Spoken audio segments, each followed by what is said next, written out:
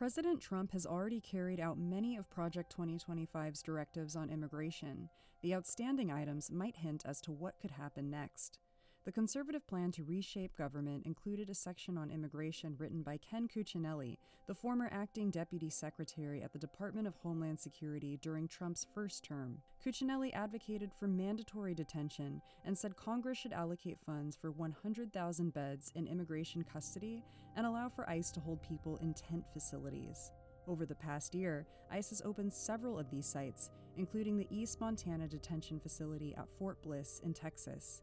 3 men died at the facility since it opened in August. The El Paso County's Office of the Medical Examiner ruled one of the men's deaths a homicide. The Associated Press reported that a fellow detainee claimed to have witnessed the man being choked to death by guards. Project 2025 also argued that the U.S. should make it more difficult for immigrants to obtain visas, including students from countries the plan's authors deemed to be enemies. Mahmoud Khalil became the first non-citizen student targeted and arrested by the Trump administration for pro-Palestine speech at Columbia University.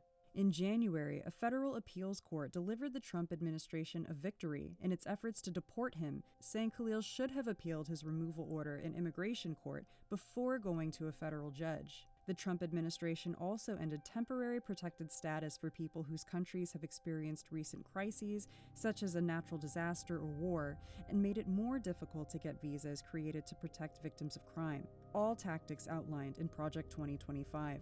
For more coverage of Project 2025 and immigration, visit capitalandmain.com.